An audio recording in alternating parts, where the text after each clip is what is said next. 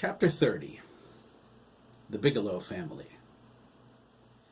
Teddy Bigelow grinned at his mother in triumph, flashing his silver braces as he called the farm. His blue eyes twinkled. His brown hair shined.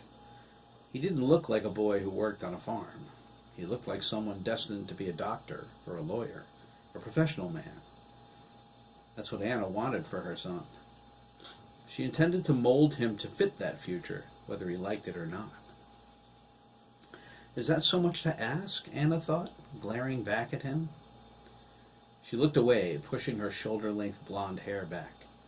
She sighed, adjusting her wide hips on the chair. She didn't want to deal with this job thing with Teddy anymore. She didn't like it, and she didn't like the farmer either. She smelled a rat. Hiram Milliken is a pervert, Anna thought. He has all the signs. He's never been married. He's never social, except with Lyle Gibbons, that flaming homosexual Arthur Kelly, or the impressionable young boys who often spend the night in his trailer. Why can't anyone see this? It's obvious to me. The farmer has his sights trained on my son. Doesn't Teddy understand how messed up his life will be if my suspicions prove true? The thought sent chills down her spine. Why is he so insistent Teddy spend the night with him? If anything happens to Theodore in Hiram's company, or while he's working at that dreadful farm, it's Robert's fault. Teddy patiently waited for someone to answer. God, what now? Todd hollered into the phone. I'm never going to get any work done if you keep bugging me. It's Teddy, he said. I'm the new guy. Is everything okay? Oh, hey, Todd said, annoyed. He let out a whoosh of breath. He reached into his pocket for his cigarettes. I thought you were the old man. Nope, Teddy replied. His voice was froggy, like the way Rod Stewart sang. I turned 14 in April. Todd rolled his eyes. What do you need, Ted? I'm kind of busy. He looked at the bandage on his finger. Blood was seeping through. The bleeding was slower, but it hadn't stopped. He hoped he didn't need stitches. Ooh, that would piss me off. I just wanted to know what time to come in, Teddy said, sounding anxious. He wanted to get started before his mom found a way to change his father's mind. Should I bring extra clothes since I'm spending the night? Anna cringed. The more she thought about it, the more her mind worked. If I could find one good reason to stop him from going. No need, Todd replied. What you wear here is enough. Make sure they're old clothes. You can wash them after we get done with the milking. Just bring some clean underwear. You'll need something to wear while they're drying, unless you want to walk around in a towel like Dabney does. Either way, you don't want to ruin any good stuff. Things get pretty messy around here. No problem, dude. Don't you go to Lancaster Middle School? Todd asked. Not anymore, Teddy corrected. We graduated today. I'm going into ninth. He asked again, what time should I come in? Todd thought, new freshman. He said, come in when you like. I'm already here. Cool. I almost didn't get to take the job. That's why I want to get started. Your parents don't want you to work? Not my dad, Teddy said. He was the one who let me take it. My mom's the one who said I couldn't. I still don't like it. Teddy ignored her. Well, what happened? Actually, Teddy whispered, going around the hall corner out of his mother's earshot. My brother Tad fixed things. He smiled. He always does. The job argument started a year ago this past April. It was right after Teddy turned 13. Tad heard raised voices from the living room. His pale blue eyes grew sad. His fair skin lightened. His thin brown hair lost more of its life. Teddy called Tad's hair dead hair. It hung lifelessly from his scalp. He moaned at the yelling so lately commonplace. Tad thought, this is damaging my fragile, youthful psyche. Why doesn't Mom just let Teddy do what he wants? There was no other reason for them to argue. It happened every time his older brother wanted to do something and their mother said no. Teddy turned 13, so it would be that way from now on. He had a weapon to fight back with that he didn't have when he was 12. Tad blamed his mom. It's her fault. How many times over the years did she tell Teddy, "You want to do what?" "Theodore, my parents never let me do anything until I was a teenager, and I turned out okay. Talk to me when you're 13. She asked for it, Tad thought. Teddy turned 13, and he had a list of demands he'd waited a long time to spring on his mother. First, he wanted a room of his own. Anna didn't like the idea because it meant the attic or the family room. There were only 2 bedrooms on the upper floor of their raised ranch. Robert agreed with Teddy. He was old enough for some privacy. They would build him a room out of half of the family room. Teddy would pay for it with his savings. The great battle for the iPhone was next. "Why do you need a cell phone when we have a perfectly good phone right here?" Anna asked. She held up the wireless handset for the landline. "That isn't the point," Teddy replied. "Well then," Anna said, "what's the point?" "The point, Mom, is simple," Teddy said. "I'd like to carry on a conversation with one of my friends without you listening in on it. I get so aggravated every time you pick up the other extension." Anna's face flushed. How does he know about that? It was true, but she always took such care to make sure Teddy didn't hear her. What's the big deal if he doesn't have anything to hide? Robert warned his son about the eavesdropping. Anna wouldn't budge when he told her it was intrusive, so in a sense he went over her head. Teddy and his mother argued back and forth. Teddy had the upper hand, throwing her off guard like that. It wasn't long before Anna hit him with a zinger that even Robert couldn't dispute. "We can't afford it," Anna said. It was her ace card. Teddy looked at his father, hoping for a last-minute save. Robert shrugged. "Your mom's right, Teddy. Money's tight right now." "What if I pay for it myself?" Teddy asked. Robert supported the idea, but Anna didn't like it. Her victory evaporated. Teddy called Colin Skinner. He knew Colin wanted to give up his paper route. A few moments later, Teddy was the new Hartford Current paper boy. He got his phone with a loan from his dad, which he promptly paid back, and did the papers for a year. He gave up the route to Tad after that. He had enough money in the bank, especially after Christmas tips, to keep the phone on until he found something better. Teddy's wants were growing with him, and so were the prices. Tad came home from school yesterday and heard them fighting again. It was worse than the room and phone battle. Mom and Teddy were screaming at each other. From what Tad gathered, Teddy saw an ad on the bulletin board at the middle school and responded to it. Hiram Milliken wanted a part-time farmhand. Anna insisted he was too young for that kind of work, and that was final. Teddy wasn't giving up that easily. Tad knew why, but he was sworn to secrecy. Teddy didn't want to tip his hand to his mother before he was ready.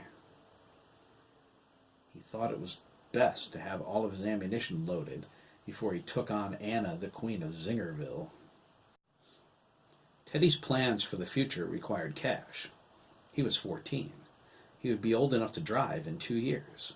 He had to have the money for a car, the registration, and the insurance before he turned 16, so his mother couldn't hit him with the old low finances tactic to keep him from driving.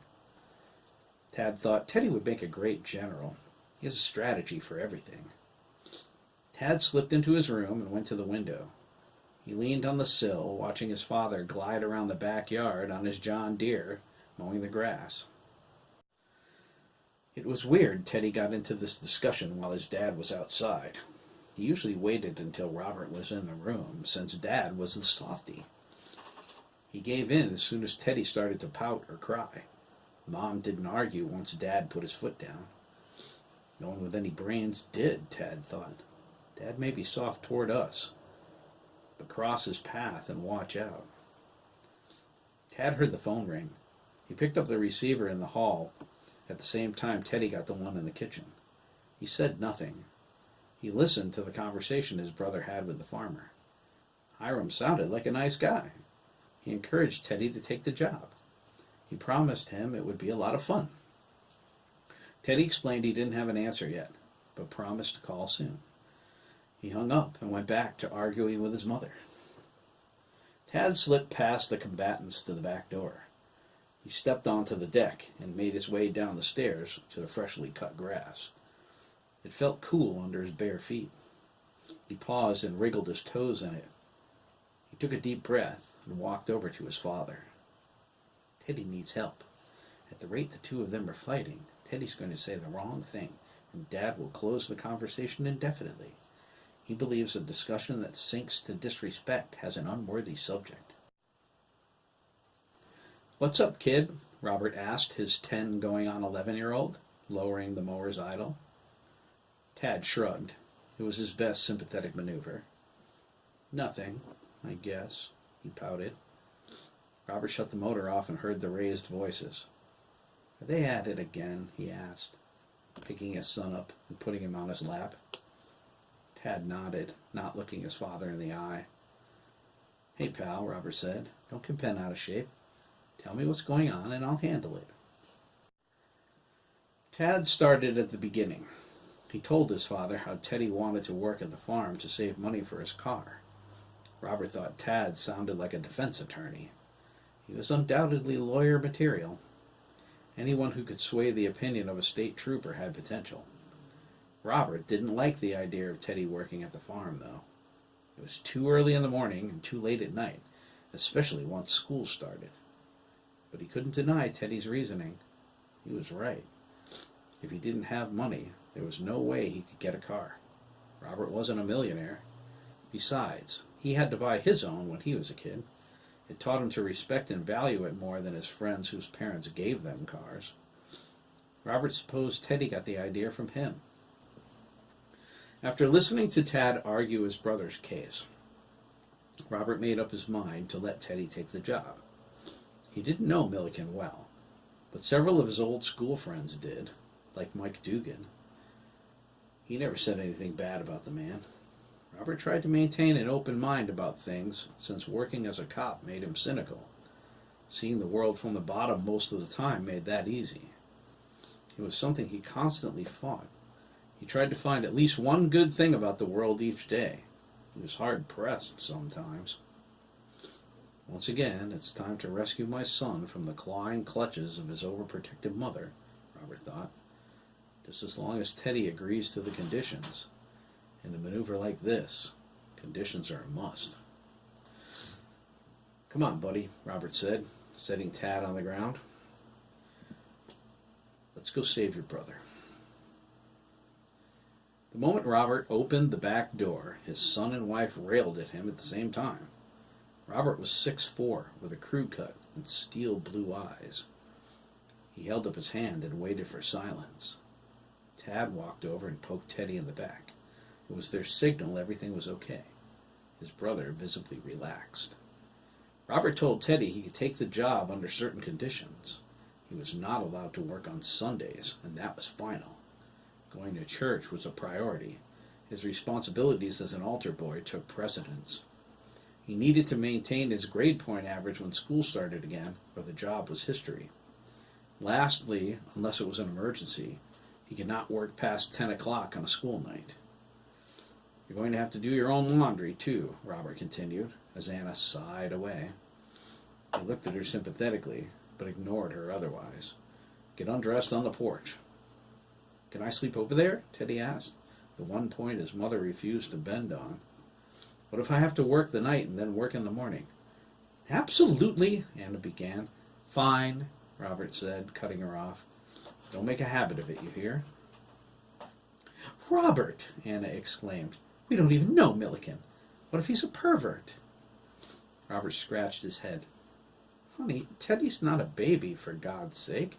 He knows how to protect himself." He looked at his son. "Are you going to let anyone molest you?" "No way." "See?" Robert asked. "Besides, only a lunatic would touch the son of a state cop. Hiram's been here all his life, and so have I. A lot of my friends worked for him growing up. Trust me, if there were anything wrong with the guy, I would have heard about it by now." Anna relented, but she told Robert if anything happened, it was on his head. Robert took the responsibility. He was confident in his son's ability to do the right thing. He went back to mowing the lawn. Tad returned to his room, but not before Teddy thanked him. "You're a good brother, Thaddeus." Tad grinned. Teddy smiled at the memory. "I have a cool dad, huh?" he bragged. "Sure," Todd replied. He thought, "For a stinking cop. You better not narc on me, boy. When I want to get high, I'm getting high." He said goodbye. Todd shook his head. Something isn't right. Hiram said he wanted a part-time employee to help him in the afternoon. But we don't milk in the afternoon, so what's up with this? Is Teddy taking Henry's place? Is he working full-time then? It doesn't sound like it. Why risk having Teddy stay overnight? State and cop are two huge words. Robert Bigelow's pretty huge, too. Hiram bends the law a lot when it comes to drinking and stuff. Is he trying to get busted? If Teddy's in the guest room, where am I sleeping? The couch?